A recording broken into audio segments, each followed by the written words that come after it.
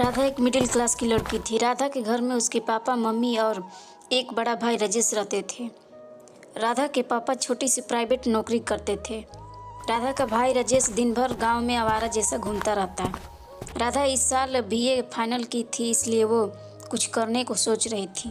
क्या करूँ, कुछ समझे नहीं आ रहा है। राजेश दिन भर घूमता रहता है, बस पापा के कमाने से क्या होगा। एक कमाने वाला और चार खाने वाला, लेकिन मैं करूँ तो करूँ क्या। बैंक सर्विस में इंटरव्यू दूँ क्या, शायद निकल जाए। लेकिन पापा बैंक का नाम सुनते ही मना कर देंगे। नहीं नहीं, बैंक में नहीं ठीक रहेगा। एक काम करती हूँ, सुशीला से बात करती हूँ, थोड़ा हेल्प हो जाएगा। उसके घर में उसके सारे भाई कुछ न कुछ करते हैं, वो जरूर कुछ बताएगी। तुरंत राधा सुशीला पे फ़ोन करती है और बोलती है। तब सुशीला, क्या कर रही हो? बस अभी तो कुछ नहीं कर रही हूँ, तुम अपना बताओ। बीए फाइनल कर ली, फ़ोन मिला कि नहीं? हाँ हाँ, नंबर अच्छा था, मोबाइल तो मिली है, उसी से कॉल की हूँ। अच्छा सुशीला, शाम को पार्क में मिलते हैं, मुझे थोड़ा काम है तुझसे, तुम आ सकती हो ना? हाँ हाँ, पापा से बता के आऊँगी, लेकिन कितने बजे आओगी? शाम को 4 बजे मिलेंगे, क्यों? ठीक है, तब शाम को मिलते हैं, बाय। राधा दिन भर अपनी माँ के साथ काम करवाती है। पूरा दिन कैसे बीत जाता है उसे पता ही नहीं चलता है। और शाम को 4 बजने वाले होते हैं, तभी राधा अपने पापा के पास जाती है और बोलती है। पापा, सुशीला से एक काम था, उससे बोली हूँ पार्क में आने के लिए, चली जाऊँ? हाँ, काम है तो चली जाओ, लेकिन जल्दी ही आ जाना। ठीक है पापा, जल्दी ही आ जाऊंगी। घर से बाहर जाती है तो राधा का भाई राजेश मिलता है और बोलता है। कहाँ जा रही हो राधा? सुशीला से मिलने जा रही हूँ, कुछ काम है। ठीक है, जल्दी आ जाना। राजेश घर चला जाता है और राधा पार्क चली जाती है। राधा पार्क पहुंचती है तो देखती है कि सुशीला अभी आई ही नहीं थी। फिर राधा सुशीला का इंतज़ार करने लगती है। तभी सुशीला आती है और बोलती है। अरे राधा, क्या बात है, क्यों परेशान हो? कोई दिक्कत है तो बताओ, मैं हूँ ना। अरे नहीं नहीं सुशीला, ऐसी कोई बात नहीं है, सब ठीक है। वो मैं सोच रही थी कि मेरा बीए फाइनल हो गया है, अब मैं घर पे खाली बैठना पड़ेगा, इसलिए मैं सोच रही थी कि कुछ करती, लेकिन क्या करूँ, कुछ समझ में ही नहीं आ रहा है। बस इतनी सी बात है, बैंक में नौकरी आसानी से मिल जा रही है। फॉर्म भरो और इंटरव्यू निकालो, अब इससे आसान कोई काम हो सकता है क्या? अरे यार सुशीला, मैं भी यही सोच रही थी, लेकिन पापा बैंक में काम नहीं करने देंगे। मैं सोच रही कोई ऐसा काम हो जो घर में ही रहकर हो जाए।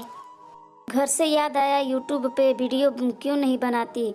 उससे भी अच्छा खासा अर्निंग हो जाता है। उसमें भी फ़ोन की ज़रूरत पड़ेगी, जो कि तुम्हारे पास ऑलरेडी है।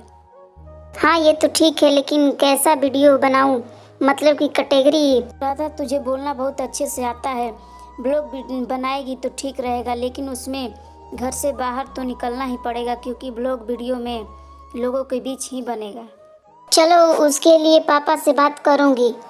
ठीक है, अब चलते हैं, काफ़ी देर हो गई है। घर वाले टेंशन लेंगे कि इतना देर तक बाहर क्या कर रही हैं दोनों। फिर दोनों अपने अपने घर चली जाती है। राधा अपने रूम में बहुत देर तक सोचती विचारती है, फिर अपने पापा के पास जाती है और अपने पापा से सारी बात बताती है। उसके पापा भी माना नहीं करते हैं और हाँ बोल देते हैं।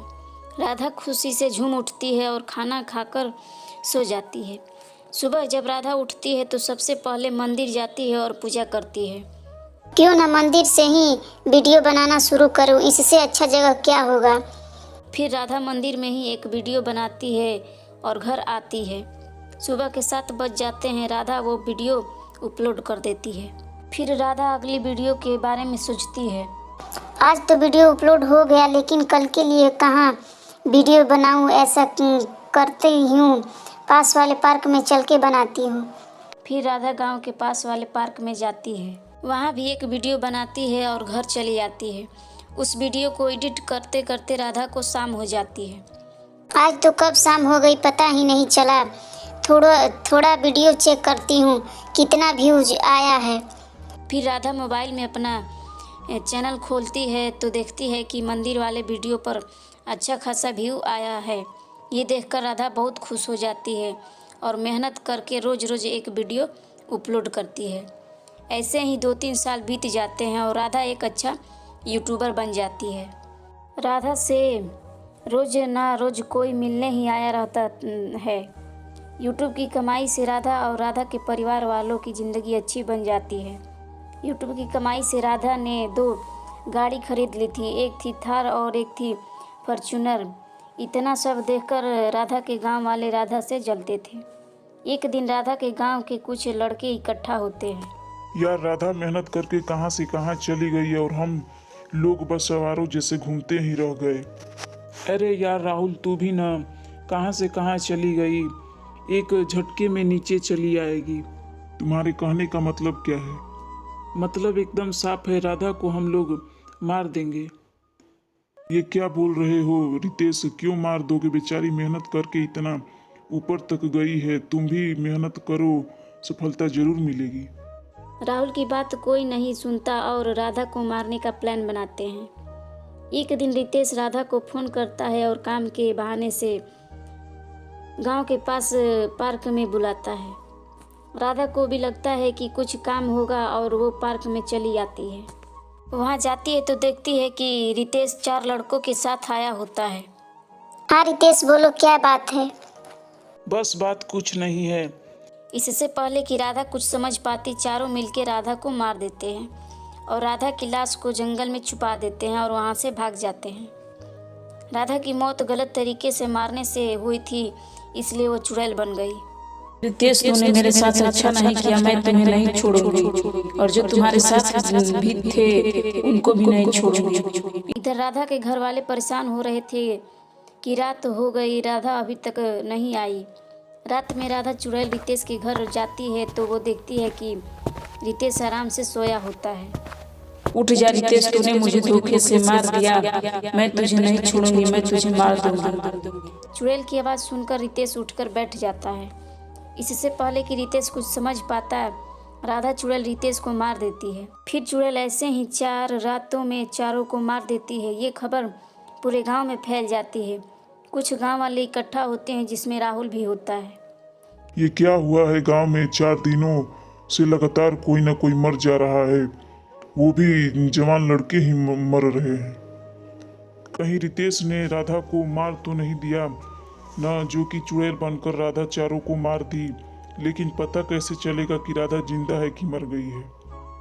पता ना भैया क्या हुआ है, क्या पता विधाता का लिखा हुआ होगा। फिर सभी अपने अपने घर चले जाते हैं। रात हो जाती है। राहुल अपने कमरे में सो रहा होता है।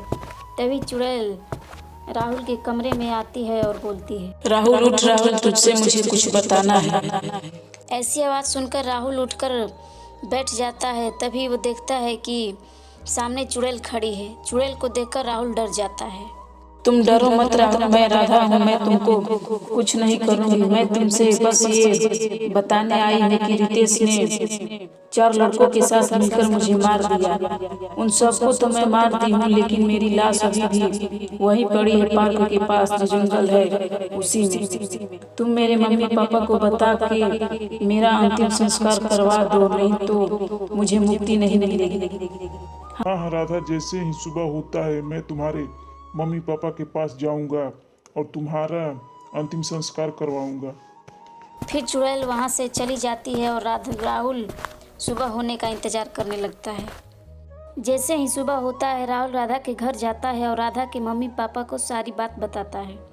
सारी बात सुनकर राधा के मम्मी पापा बहुत दुखित होते हैं और फिर पूरे विधि विधान से राधा का अंतिम संस्कार करते हैं।